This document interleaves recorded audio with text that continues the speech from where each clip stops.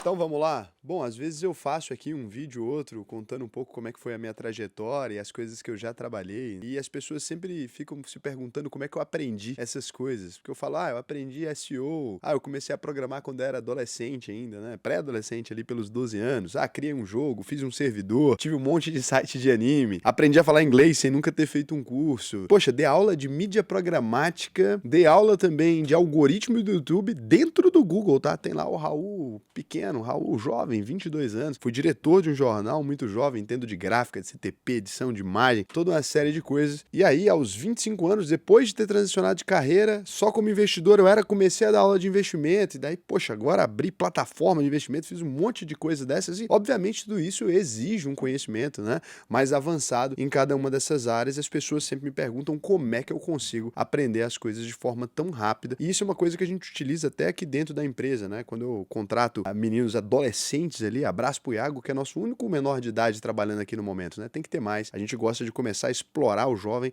ainda na juventude, que você tem tempo de colocar coisas na cabeça dele. O que é legal? Eu peguei aqui e decidi, né, nessa série de livros que eu tô trazendo, um livro que nenhum de vocês sugeriu. Vocês podem sugerir livros aqui. Se eu já tiver lido, eu posso trazer esse resumão que eu tô trazendo, mas eu quero mostrar pra vocês que isso é possível, né? Um livro que ensina como aprender coisas e, na minha opinião, é um dos melhores livros sobre esse tema. Você não precisa ser um alienígena, não precisa ser gênio, não precisa ser nada disso para conseguir aprender as coisas de maneira muito rápida. Esse livro é do Scott Young, né? Um cara extremamente inteligente. O livro se chama Ultra Aprendizado. Eu reli ele uns 2 meses atrás quando eu fiz esse roteiro, mas aí eu esqueci de fazer o vídeo. Eu achei que tinha feito, achei que estava na gaveta de alguma forma, mas eu percebi que eu nunca gravei ele. Então hoje a gente vai conversar um pouco sobre um cara que decidiu dominar em 12 meses todo o curso universitário de ciência da computação do MIT sem assistir nenhuma aula presencial. Olha o desafio que ele mesmo se impôs, né? Imagina isso. Fala assim, olha, eu vou agora aprender tudo que ensinam dentro de um curso do MIT sem entrar nesse curso e vou aprender, tipo, pelo menos 5 vezes mais rápido do que alguém que realmente vai para aquela universidade. E assim, ele criou a metodologia chamada Ultra Aprendizado. Eu vou recomendar o livro para vocês, é óbvio, né? Vou deixar o link aqui embaixo, porque é um livro que eu acho interessante, não tem a ver com investimentos, que é o tema principal desse canal, mas não tem nenhum investimento que dá mais retorno com o aprendizado, né? Acho que isso aí é incontestável por todo mundo. E daí,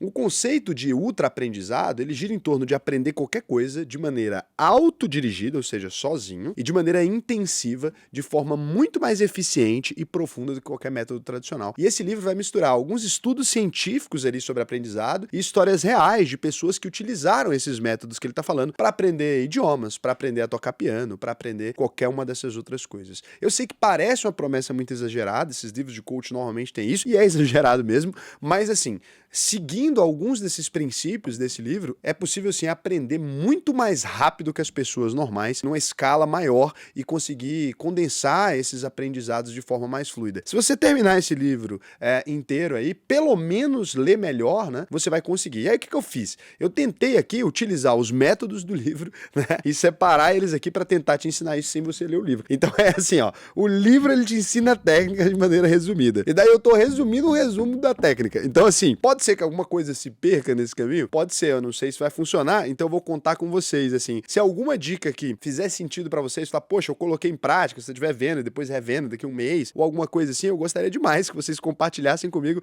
o que aconteceu. E se você, por conta do vídeo, também decidiu ler o livro, também queria que você me contasse isso, né? A primeira coisa é a meta de aprendizado, né? Antes de iniciar o MIT Challenge, né, que foi o que deu a fama pro Scott aí, ele pesquisou a fundo como o aprendizado funciona. E aí ele se perguntou, né, como que os melhores alunos de ciência da computação aprendem? Como é que eles funcionam? Como é que performa esse cérebro deles? E isso levou ele a identificar que os problemas práticos eram muito mais eficientes para aprender qualquer coisa do que aulas ou ler livros. E daí ele criou um plano de estudo com ênfase somente na prática ativa. Então aqui ignora a teoria, parece uma loucura, e parte direto para a prática. Eu posso contar o exemplo dos dados práticos aqui que são citados lá, mas eu quero também dar minha percepção pessoal. No livro, se não me engano, ele vai citar alguns estudos, mas aqui a gente pode falar sobre um estudo em particular que é do Rediger e Butler, né, de 2011, que foi observado que o método de testar-se regularmente leva a uma retenção de longo prazo de 50% superior em comparação com a simples revisão passiva. E aí o que acontece? Quando você lê essa informação, não diz nada, né? Retenção 50% se você testasse na prática. O que você vai lembrar agora? Quem fez, tá? As pessoas que têm mais dinheiro, as pessoas mais abastadas, que entraram em cursinho, sabem que isso aqui é muito verdadeiro. Porque quando você entra em uma escola dessas que preparam a pessoa para passar no vestibular, não são escolas de grande aprendizado, elas preparam para passar no vestibular. O que eles vão fazer é colocar você para fazer simulado, tipo, todo fim de semana. Enquanto em uma escola normal, regular e etc., o que eles fazem é te dar os exemplos ali e fazer provas normais e não testar na prática aquele conhecimento. E você percebe que essas escolas que utilizam esse modelo, né, tem várias delas no país, comenta aí qual que é a mais foda da sua cidade, a daqui de Goiânia é o WR, agora é o Arena, né, antes era o WR, não sei, acho que os dois estão pau a pau ainda, mas sempre foi isso que era famoso na minha época aqui, e aí em cada cidade tem um pessoal de Natal também, que é incrível, não lembro o nome agora. São as escolas que aprovam gente no ITA, aprova gente no Instituto Rio Branco, né? Aprova a galera nesses lugares que são impossíveis de ser aprovados. Então, essa testagem constante, ela acaba sendo uma coisa interessante. E daí, o que eu posso contar pra vocês do porquê que quando eu li isso aqui, eu falei assim, caramba, faz muito sentido. Como é que eu aprendi inglês, né? Não sei se vocês sabem, mas existe um jogo muito antigo chamado Tibia. E ali eu começava a ter que conversar com os gringos quando eu ainda tinha uns 8 anos de idade. Então, na prática, como eu tive que aprender a conversar com os NPCs, que são os personagens não jogáveis ali, né? No Hi, Bye, Macy, né? Yes e tal. Eu comecei a aprender o inglês, digitando o inglês no momento que eu ainda estava me alfabetizando em português. Então, acabou que aquilo ficou muito fluido e essas informações ficaram na minha cabeça de maneira muito mais prática. E aí foi muito fácil pra mim perceber que eu falava inglês lá quando eu tinha 20 anos, mas eu na verdade tinha tido anos de prática naquilo. E como é que eu aprendi a programar? Eu não sei se vocês sabem, nesse mesmo jogo tinha um fórum ali de pessoas que criavam servidores desse jogo, etc. Um dia eu vi o arquivo, meu irmão baixou o arquivo que colocava um servidor no ar, eu já munido do inglês, né? Na época ainda o código de programação ali era Lua, eu comecei a ler aqueles códigos e tentar efetuar pequenas modificações naquele código. E eu já consegui ensinar vários amigos a programar o básico assim. Então eu consegui ensinar o Mikael, que hoje em dia programa até relativamente bem, né? Ganha dinheiro vendendo esses produtos do nicho black por aí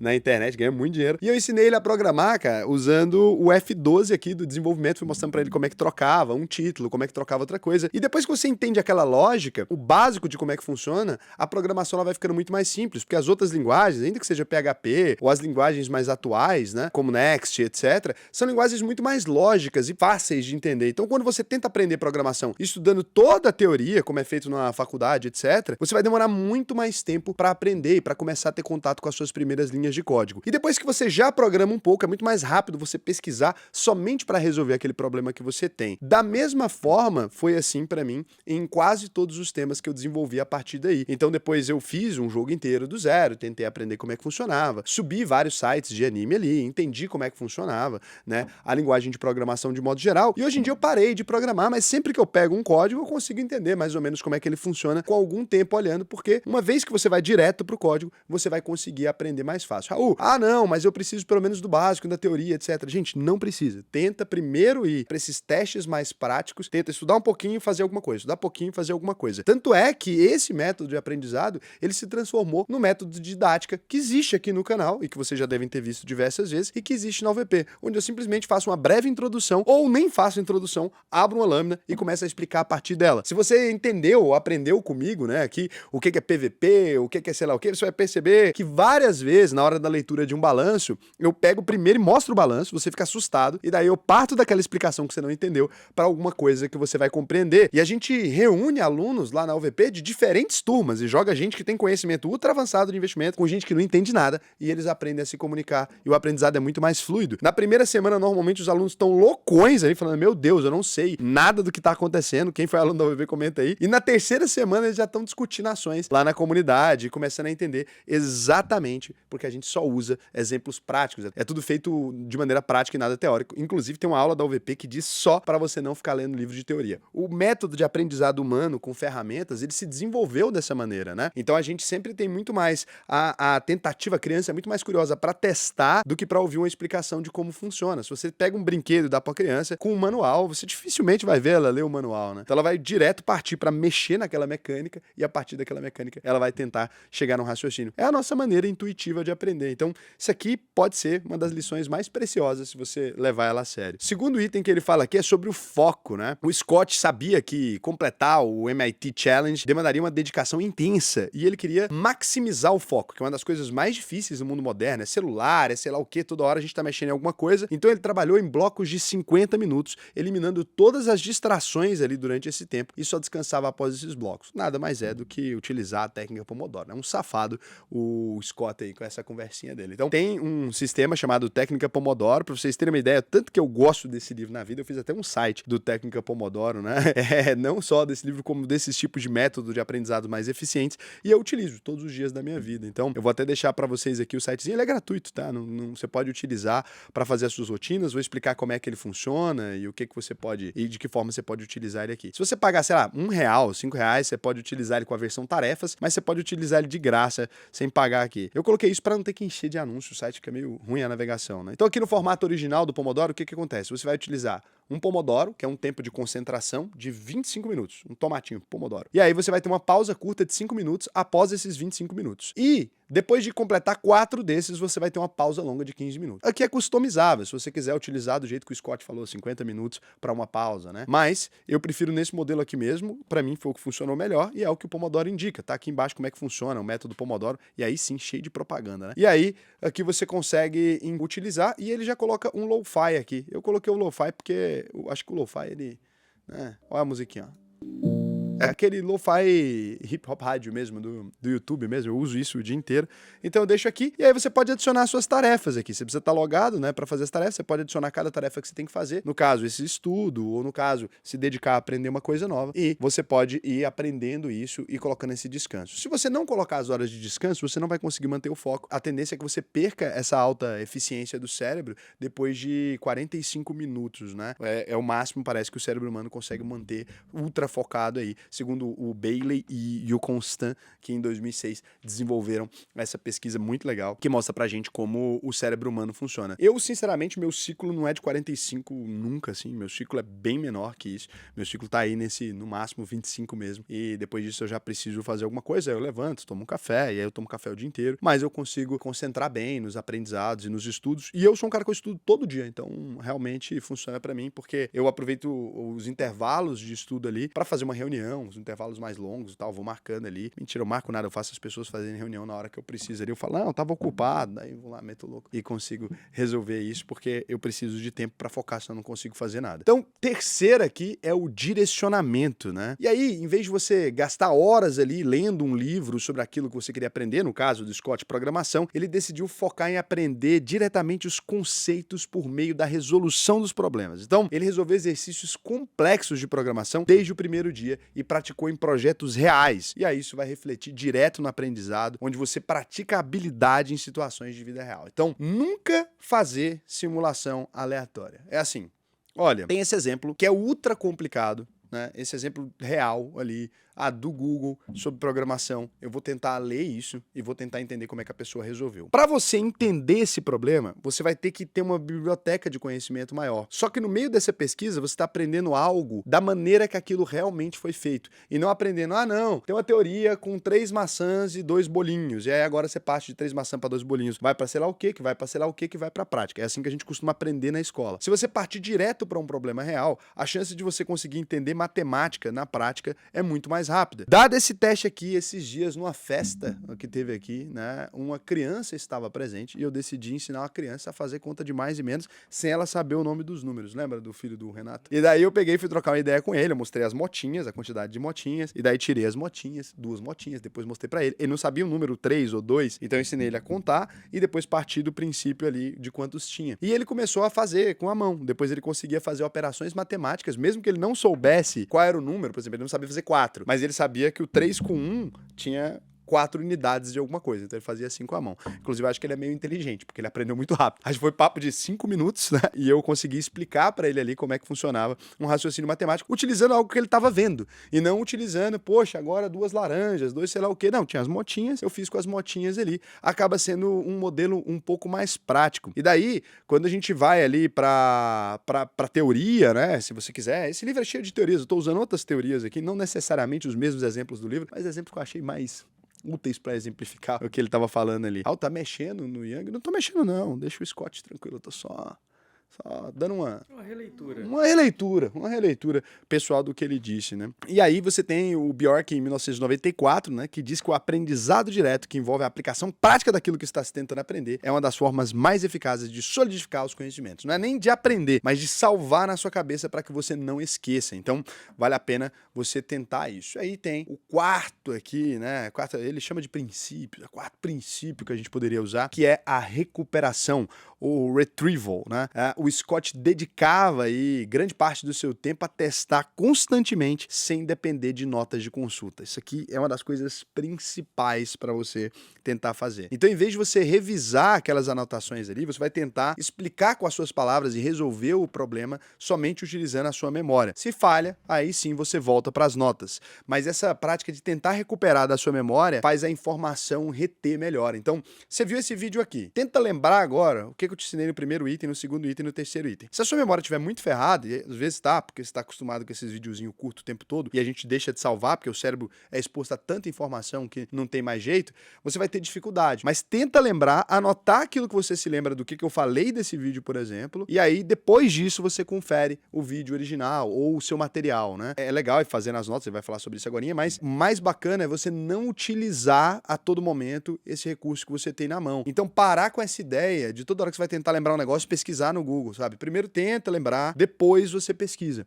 Então assim, primeiro usa a memória, quando você esgotar esse limite daquilo que você se lembra de algo, daí você tenta. Então, eu vou fazer agora uma conta matemática, daí em vez de ir lá e pesquisar direto, tenta puxar na sua memória aquilo que você tem e depois faz. Eu faço isso muito com slides de apresentação que eu vou fazer, etc. E muitas vezes eu acabo a apresentação inteira sem usar slide nenhum. Muitas vezes eu faço a aula aqui pra vocês, eu faço o vídeo igual tá aqui, eu escrevi coisas pra me lembrar, eu escrevi anotações. Só que se você for tentando esforçar, você nem precisa da anotação. Por exemplo, eu ainda tô olhando pra tela no item 1. Então eu não cheguei até agora a precisar das minhas anotações, mesmo que elas estejam aqui. Daí você dá uma travada na hora de falar, é mais difícil um pouquinho, mas você acaba conseguindo. Um estudo aí do Carpico e Blunt, né, de 2011, olha que interessante, isso aqui sim eu preciso de uma anotação, mostrou que o ato de tentar recordar informações, mesmo que falhe inicialmente, é muito mais eficaz para retenção de longo prazo que a simples leitura do material. Isso explica por que você estudou errado a vida inteira. Você vai lá, pega o livro e fica...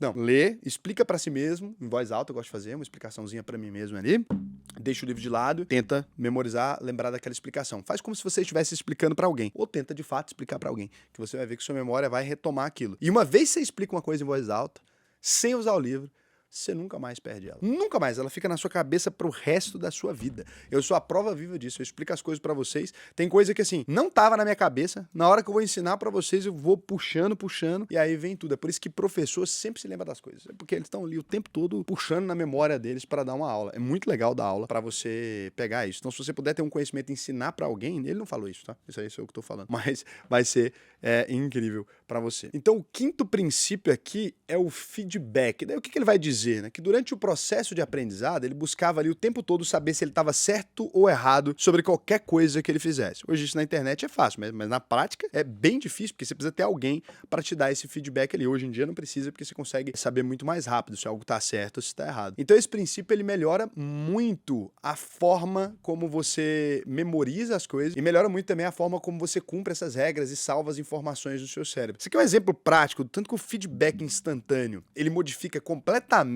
a forma como a gente age, isso inclusive é de outro livro. Mas assim, olha que interessante. Você já reparou que as pessoas, quando elas estão numa via em alta velocidade, olha tanto que é louco isso. Elas estão numa via em alta velocidade, tem aquele negocinho que só tira foto. Como é que é o nome? É radar, cada lugar chama um. Radar, aqui chama pardal, em cada lugar chama isso. Você tem aquele ali que ele só tira foto e te dá a multa. Você deve ter tomado multa naquilo muitas vezes. Agora, aquele outro que tem a velocidadezinha escrita, e que a pessoa passa da frente. Ela passa e você vê a velocidade que ela tava, você vê a que você passa. Já tomou multa nesse alguma vez na sua vida? Ninguém toma. Ninguém toma multa naquele que tem escrito a velocidade. Raul, mas como assim? Tem um velocímetro na minha frente, né? Como é que eu não vejo a velocidade do mesmo jeito que o feedback? Exato, é isso. É um feedback. Ele tá te mostrando naquele momento a qual velocidade você passou e a qual velocidade estava a pessoa que passou na sua frente. De alguma maneira, essa simples questão, né, de você estar enxergando ali aquilo que, em tempo real, aquilo que aconteceu, modifica a forma como você se comporta. E é interessante isso, porque o desenvolvi aqui um mecanismo interno que a gente vai implementar ainda no departamento aqui de vendas da empresa, onde as pessoas conversam com os clientes e tal. A gente desenvolveu um modelo que fica constantemente mostrando a taxa de eficácia do vendedor em percentual para ele ali. O simples fato de eu mesmo enxergar a minha taxa fez ela subir uns 22% ali num curto período de tempo. Só de eu ver a minha taxa de eficácia. É por isso que ferramentas como o YouTube e as outras redes sociais, elas informam para você sempre se você está acima da média ou abaixo da média. Aqui no YouTube é assim: parabéns, seu vídeo tá normal. Não, seu vídeo tá abaixo da média. Por quê? Porque esse feedback que você recebe, ele te diz como fazer determinadas coisas. É por isso que quando vocês comentam muito num vídeo, eu faço ele outras vezes, etc. Porque o feedback, ele ensina a gente muito melhor. Então não adianta nada você ficar testando seus conhecimentos, etc. Se você não souber instantaneamente se você tá acertando ou errando. Essa é uma das coisas principais. E é por isso que os joguinhos mais didáticos, como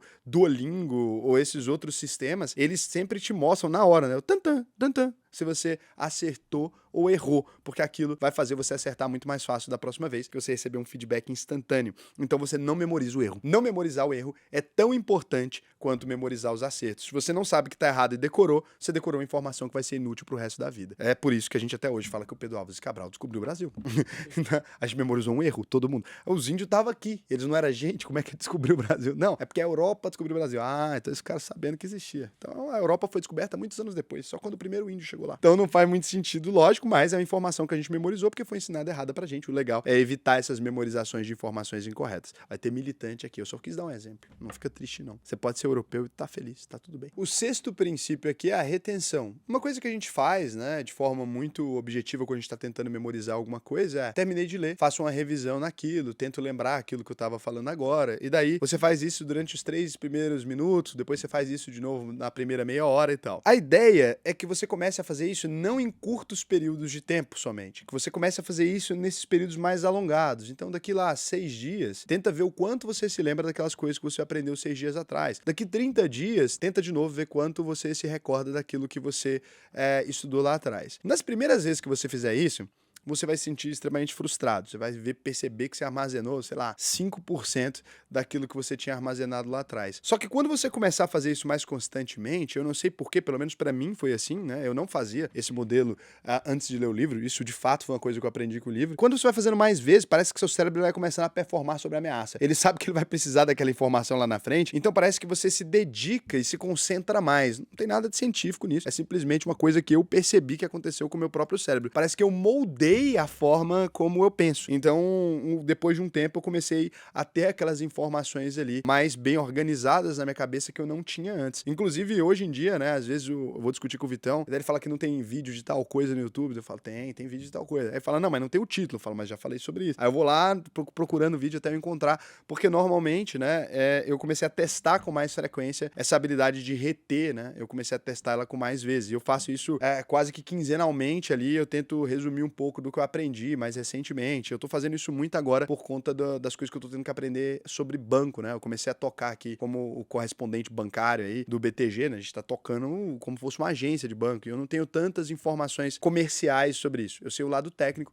mas não sei muito o lado comercial. Aí eu tô tentando decorar essas palavras e tal, então eu vou ali frequentemente e tomo isso de mim de novo. Fiz isso o ano inteiro. Desde as coisas que eu li lá no começo do ano até agora, eu tô ali sempre tentando renovar elas. E essa repetição espaçada, que foi escrita ali, ou descoberta de alguma maneira pelo Ebbinghaus, ela é uma técnica amplamente validada aí para você aumentar essas informações na sua cabeça. Pessoas que revisam em intervalos crescentes, né, e não só nesses intervalos curtos, têm uma capacidade de lembrar de 20 a 50% maior do que quem não faz isso com frequência, né? Isso é muito mais do que aquelas pessoas que estudam da forma chamada concentrada, sem colocar esses intervalos. Então, muitas vezes, né, quem está estudando para concurso, etc., você tem a tendência de fazer isso em bloco, porque é o que você aprendeu que funciona melhor, mas não é muito legal. O melhor é você ir trocando de tema e tentando buscar esse tema de novo em ciclos. Você vai ter uma capacidade de memorização muito maior. Claro, juntando todas as coisas que você aprendeu aqui nesse vídeo. Sétimo princípio aqui é o princípio da intuição. O ser humano é extremamente eficiente para encontrar padrões. Basta você reparar que a gente criou um mês, né, baseado nas fases da Lua. A gente criou os dias do ano baseado em como o Sol se comporta. A gente descobriu a migração dos animais.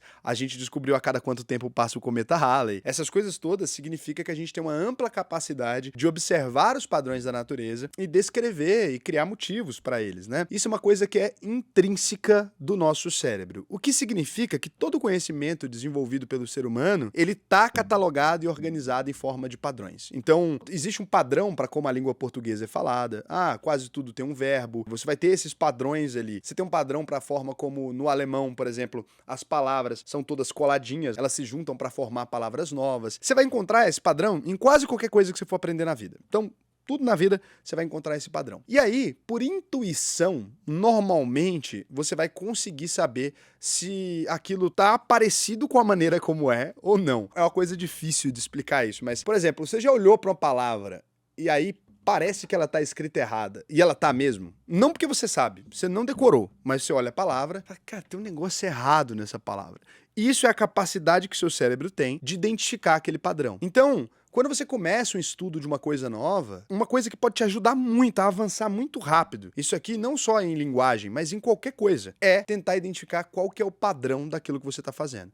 Então, olha, isso e isso parece que está sempre do mesmo jeito. Olha, isso parece que está sempre do mesmo jeito. Se você conseguir encontrar esses padrões e catalogar, você vai começar a ter uma intuição muito mais forte, você vai começar a validar se aquilo está correto ou não, sem precisar necessariamente ter o conhecimento como um todo. Porque, realmente, o pensamento humano, ele é padronizado, e as coisas que a gente cria, então elas também estão seguindo um padrão. É claro que nem sempre isso vai funcionar, né? Você corre risco de virar grafista, por exemplo. Quem viu tais coisas, porque às vezes a gente cria padrão com coisa que não tem sentido nenhum. Por exemplo, todo julho os ataques de tubarão no Brasil sobem. Deve ser porque os tubarões gostam de sorvete. Não necessariamente, né? As pessoas comem mais sorvete e são mais atacadas por tubarão. Talvez os tubarões gostem de sorvete. É um padrão, mas não faz sentido. O que acontece é que é mais calor, como é mais calor, as pessoas comem mais sorvete também, vão mais à praia, daí vão atacar os tubarões. Mas, na hora de aprender, você não precisa se preocupar com ter esse medo. Correlação e causalidade. Não precisa. Na hora de aprender, vale a pena encontrar as correlações. Então, tudo aquilo que você vê que está relacionado uma coisa com a outra dentro desse padrão de aprendizado do que você está tentando aprender, você deve tentar memorizar isso ali, porque isso vai te ajudar. E aí, um cara chamado Gary Klein, em 1999, ele fez um estudo dos principais profissionais, como bombeiros, médicos, programadores, e perceberam que depois de muita prática, o seu cérebro cria padrões subconscientes, né? Ele vai criar ali na sua memória padrões subconscientes que vão te ajudar a identificar um problema, ou a identificar esse padrão muito mais rápido. E por isso você se torna um profissional melhor, e por isso as pessoas acham que você tem uma memória espetacular. É muito engraçado, para quem é aluno da UVP também, já deve ter visto isso aqui, a forma que alguém começa uma conversa, às vezes eu consigo saber o que a pessoa vai perguntar antes dela perguntar. E eu faço isso sempre nas lives, porque eu já vivi isso tantas vezes, né? Que eu faço isso nas lives, que às vezes a pessoa vai começando a pergunta, eu falo, já sei, marcar só mercado. Aí só o jeito dela começar a pergunta. Porque a forma como ela formula indica mais ou menos a aula que ela tá. Pelo menos 4 anos aí falando sobre o mesmo assunto sempre, falando sobre assuntos variados.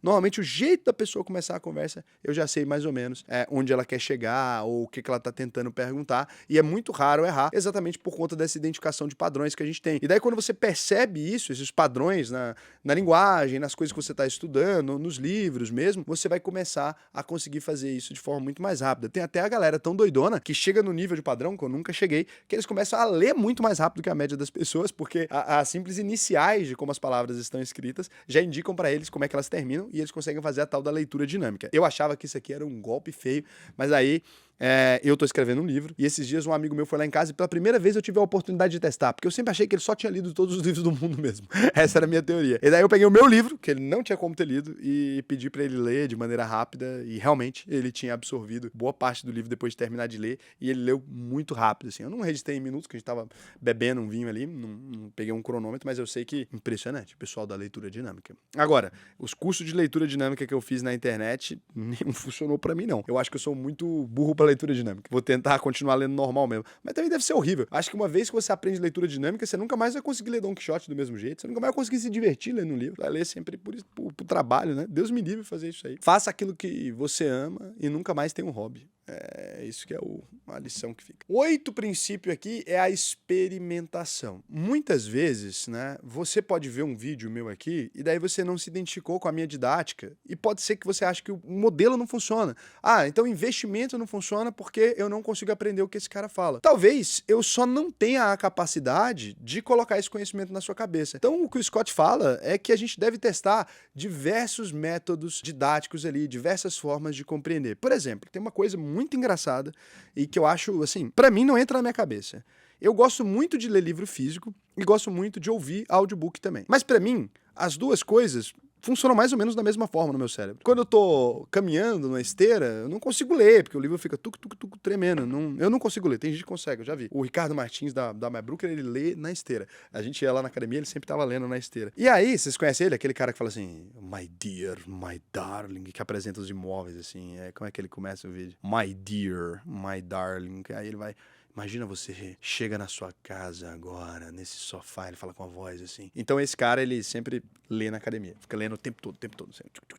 E só lê livros de vendas. Deve estar vendendo até gelo para esquimó. Então, porque sério, eu já vi ele ler pelo menos uns 25 livros de vendas diferentes. Então, o que pode ser? Pode ser que só esse modelo não funcione para você. E aí, eu recomendo para a pessoa, às vezes, um livro, ela fala que não conseguiu ler. E já várias vezes eu pego e mando o audiobook, né, do Audible lá. Não tem muito livro em português no Audible, é ruim isso, mas agora com a inteligência artificial, em breve deve ter, a Amazon deve implementar, né? Mas tem vários livros em inglês ali, e aí eu indico pra pessoa e ela fala, uau, assim pra mim funcionou. Pô, o negócio tá em inglês, tá horrível, né? É um audiobook. Aí você não gostava do livro em português, agora tá ouvindo em inglês e gostou, e a pessoa fala que achou ótimo. Então, talvez é só um modelo que não tá funcionando pra você. Talvez você tenha uma absorção melhor ouvindo, e não tem problema, você não precisa ler o livro se você tem um modelo melhor ouvindo, né? Pesquisa aqui para o nome de um livro, por exemplo, e tenta ouvir ele até o fim. Pesquisar o audiobook, tenta ouvir ele até o fim e fala, pô, memorizei, Raul. Então não fica tentando ler, não fica tentando estudar nesse formato. Talvez você prefira vídeos do YouTube, talvez você prefira leitura, talvez você prefira experimentação direta, talvez você prefira cursos práticos, tem gente que vai preferir, pô, eu não quero ficar vendo isso aqui, eu prefiro ir para prática do que para teoria. Então cada pessoa tem um formato, porque aqui a gente tá falando muito sobre regra, mas são princípios que podem te ajudar. Então, acho que esse daqui talvez seja o melhor conselho. Experimenta o jeito que é melhor para você aprender, absorver o conhecimento, né? Cada pessoa tem uma tática diferente. É por isso que na UVP lá, pô, tem mapa mental, tem... É sério, tem mapa mental, tem e-book, não tem áudio livre, hein? Tem que ter. Tem e-book, mas tá refazendo e-book, tá cheio de erro. Aí tá refazendo e-book, tem as aulas gravadas, tem as plataformas para quem não tem paciência nem de ver o vídeo inteiro. Então, eu tento fazer de diferentes maneiras. Tem aula ao vivo, onde tem mais gracinha, mais interação, que eu sei que cada pessoa se dá melhor, né? Essa capacidade de aprender com multiplataformas ou de diferentes formas, segundo o Anders Ericsson aí, no estudo dele de 2006, é até uma forma mais inteligente de aprender para todo mundo, né? Depois de certo tempo estudando em um formato, se você migra para outro, você consegue evoluir de forma muito mais interessante. Então começa a tentar isso. E daí, por último, o 9, né? Nono princípio. O 9 aqui é o refinamento e essa talvez seja uma das coisas principais. Por exemplo, pode ser que você comece a estudar finanças e daí você perceba que toda hora que entra ali uma conta, uma álgebra, alguma coisa meio complexa de se calcular, você percebe que para você não está funcionando. E daí você fica ansioso com isso e não avança naquele estudo ali, porque uma coisa dessa área te travou. Talvez você super gosta de quando eu converso sobre macroeconomia, talvez você super gosta de ouvir quando eu falo sobre sistemas mais assim, mas aí na hora de estudar investimento mesmo você tem uma trava, ou na hora que vai fazer conta você tem uma trava. Isso tem a ver com alguma coisa que você deixou para trás nesse conhecimento. Então é uma deficiência que ficou em você e é normal. A gente fez o ensino básico, o ensino fundamental, e todos nós ficamos com deficiência em algumas áreas, né? Às vezes uma biologia básica, um artrópode ali, um negócio, você fala, poxa, nem sei mais o que é isso. Daí você normalmente desiste do tema, porque você tende a pensar que toda aquela esteira de conhecimento ela é tão complexa quanto a fase inicial da esteira. Isso afeta muita gente no Brasil, porque a gente aprende matemática mal na terceira e quarta série ali, e não digo que é culpa dos professores nem nada, eu digo que a gente aprende mal porque a maior parte dos alunos realmente sai sem esse conhecimento ali, da matemática e tal, e quando essa pessoa, ela avança, né, na esteira ali, quando ela vai pra química, pra física, que precisava daqueles conhecimentos, ela não tinha, e daí ela começa a pensar que a física e a química são super complexas, e ela larga tudo, ela larga o pacote inteiro de exatas. E de outro lado, as pessoas que foram bem nessa trilha, elas acabam largando todo o pacote de uma alfabetização mal construída. Então a pessoa não se alfabetizou muito bem, aí depois ela não gosta de literatura, aí depois ela não escreve bem, ela não faz nada bem, porque ela perdeu essa etapa inicial ali. Então, em alguns desses lugares podem estar a sua deficiência. E aí, não tem vergonha nenhuma você ir lá e pegar um livro da quarta série ou da oitava série de matemática, que são as duas mais complicadas ali, são os dois grandes resumos que a gente tem dos princípios básicos, e ler de novo. E você vai ver que agora, com mais conhecimento, já tendo resolvido coisas mais avançadas, vai ficar muito mais simples de compreender aquilo. Mas tirando essa deficiência, tirando essa fraqueza e dominando ela, você começa a seguir na esteira de maneira, cara, incrivelmente interessante. O que é que eu tento fazer para arrumar a cabeça dos alunos, por exemplo? Todo aluno que é de investimento ali, que veio das humanas, né? E a maior parte vem das humanas, que todo mundo hoje em dia só quer saber de humanas. A gente tenta fazer lá na UVP um esquema que é o seguinte: eu ensino para a pessoa de novo, sem ela perceber. Eu ensino o que é juro composto, eu ensino a fazer conta, eu abro a calculadora e ensino a multiplicar, sem eles perceberem. Eu ensino a multiplicar, eu deixo simples a forma de fazer a equação, usando a calculadora mesmo aí para fazer conta de percentual, eu explico como é que é feito, explico a lógica de multiplicar, né, por cento. Então quando você multiplica por 100, você tem uma porcentagem. E tento explicar temas que você pode falar assim, meu Deus, mas isso já deveria estar na cabeça da pessoa. Mas às vezes não tá. E daí, quando eu fiz isso, por exemplo, a gente tinha antes, na primeira vez que eu fiz a UVP, que eu não sabia nada de didática, na primeira vez que eu fiz a UVP, só 33% dos alunos concluíram a primeira turma, né? E hoje em dia a gente tem uma taxa de quase 94% de pessoas que concluem a UVP até o final. E por quê? Simplesmente porque eu fui naquelas deficiências das pessoas e ajudei elas. A aula inicial da UVP, a gente faz conta várias vezes, sem as pessoas perceberem, eu ensino as pessoas a multiplicarem, gente. Usando a calculadora, claro, para facilitar, porque não tem motivo para eles aprenderem tudo isso agora, mas eu vou lá explicar quantas semanas tem um ano, quantos dias tem um mês, e aí a gente vai e divide. A pessoa não percebe, tá embutido no meio do conteúdo, mas tá cheio de operações matemáticas básicas na UVP. Acho que, assim, se você pegar tudo, e eu não posso falar, né? Senão agora vocês vão começar a reparar, não vou falar. Mas tem muitas operações matemáticas. Em praticamente todas as aulas da UVP tem a operação matemática. E aí o que a gente faz é tentar ir desensibilizando as pessoas para matemática, para que elas se acostumem, né? E aí a Carol Dweck, né? Ela fala muito sobre mentalidade e crescimento. E todo mundo tende a querer fortalecer aquilo que você já é bom. Então você tende a falar assim, poxa, eu vou fortalecer aquilo que já é bom. Mas uma das formas de você se tornar espetacular naquilo que você já é bom, né? Ficar maravilhoso, é fortalecendo aquelas áreas que são muito ruins para você. Isso promove uma flexibilidade do seu cérebro, isso faz com que você tome decisões mais rápidas, isso faz com que você se expresse melhor. Então, essas pequenas travas que você pode ter nesse conhecimento lá inicial que você deveria ter tido, elas podem estar te segurando em um monte de coisa. Talvez você não conseguiu evoluir nas áreas que você quer, exatamente por essas travas muito básicas que ficaram lá atrás. Então, vale a pena você fazer isso. O que a gente conclui disso tudo? A gente conclui que o Scott Young, ele é basicamente um cara que reuniu um monte de estudos sobre aprendizados, né? Que eu usei outros estudos para validar, misturei um monte de coisa de conhecimento que eu já tinha. Às vezes não fica do jeito que vocês queriam, mas é o jeito que você precisava. E o que ele fez isso? Ele reuniu essas técnicas, várias explicações sobre várias formas de aprender coisas. Eu acho que não é possível praticar todas elas. Eu sou bem sincero com relação a isso. Mas eu não sei quais delas serão úteis para você. E por isso que eu tentei passar por todas elas. Então, assim, para mim, o que funcionou aqui foram as 4 coisas dessas que eu faço bem até hoje e uso bem e consigo aprender muita coisa. Não sei se dá para você transformar num checklist e começar a fazer tudo isso aqui. E não sei se esse é o caminho. Vê o que funcionou para você. Puxa, isso aqui funcionou para mim. Utiliza isso no seu dia a dia. Comece a evoluir a partir desses aprendizados. Acho que vai ser incrível para você. E se você quiser aprender sobre aquilo que eu ensino, né, com toda a didática e etc, se quiser aprender a ganhar mais dinheiro, né, investir no Brasil e no mundo inteirinho, e eu realmente vou conseguir enfiar isso na sua cabeça em 8 semanas. Depois de tudo isso aqui, a gente aprendeu a ensinar, né, eu posso dizer que nesse tempo todo que eu tô dando aula, eu fiquei cada vez melhor em conseguir colocar conhecimento dentro da cabeça das pessoas. Se você acha esse assunto chato, se você nunca conseguiu avançar com isso, eu posso te ajudar. Então, você vai aprender a ler um balanço de empresa e achar legal. Você vai fazer eu achar legal? Não. Mas eu vou fazer você aprender a ler. Vou achar legal, é mentira. E aí, eu posso te ensinar, sim, a investir no Brasil e no mundo inteiro, só que antes você precisa passar por um processozinho seletivo. Por quê? Porque a gente faz sempre as coisas na prática. Clica no botão Faça a sua análise de perfil. Você vai preencher para mim algumas questões que são importantes para mim, te conhecer, entender o que você está buscando, para ver se eu consigo te ajudar também. Lembrando, a UVP não é uma escola para todo mundo, né? Não adianta nada eu falar que eu vou te ensinar a investir se você ganha ali um salário mínimo. Você precisa ganhar, no mínimo, não tem problema o máximo, tá, gente? Mas no mínimo, R$ 4.000 por mês. Ou, se você mora com seus pais, não é responsável pelas suas contas, etc., daí pode fazer sentido como uma preparação para quando você for para a vida adulta, de fato, morar sozinho e tal, viver ali. Mas você precisa ter construído uma base para poder aprender. Então, é a partir disso aí. Você tem que, pelo menos, ganhar R$ 4.000 por mês, no mínimo. Aí pode ser 10, 20, 30 mil, 100 mil, pode. Não tem problema, né? Mas fazendo isso, eu consigo te ajudar a investir no Brasil e no mundo todinho. Vai aprender a investir, vai ter acesso a uma plataforma de investimento exclusiva, vai ter acesso a várias plataformas para exercer seus desafios na prática. Cada módulo da UVP tem uma prova diferente desses cursos livres de internet. É por isso que a gente é uma escola, uma instituição que realmente já formou mais de 30 mil pessoas. Eu falava 25 mil, me corrigiram aqui dentro da empresa. Formamos mais de 30 mil pessoas.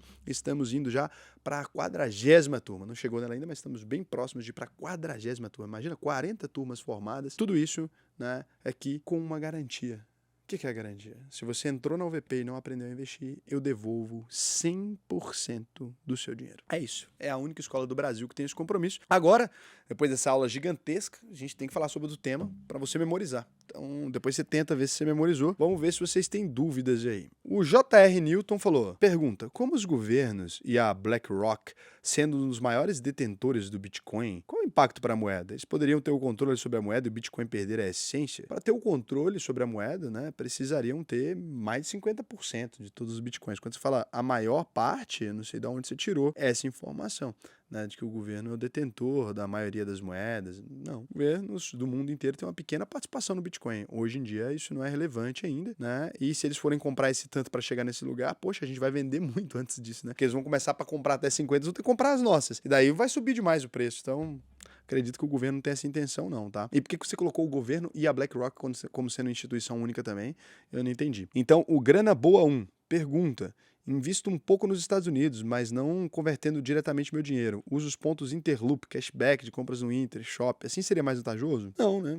É melhor você investir seu dinheiro diretamente no exterior. Agora, se você tem uns pontinhos e está usando eles, é legal, mas mais vantajoso do que investir diretamente, não. Pergunta, o que você acha da regra de 110 menos a sua idade? Regra do 100, o 10 ele inventou. Se você tem 20 anos, deveria manter 80% em renda variável, 20% em renda fixa. Isso é uma grande bobagem, né? Isso aí é a maior histeria coletiva, se for isso que você está falando. Por quê? Porque então eu tenho 200 milhões de reais, já alcancei todos os objetivos que eu tenho na vida, aí porque eu tenho 31 anos, eu vou pegar agora e investir meu dinheiro, sei lá quanto, em renda variável. Pra quê? Se eu já atingi meus objetivos, já tripliquei ele, já tô podendo viver de renda, posso mandar tudo para renda fixa?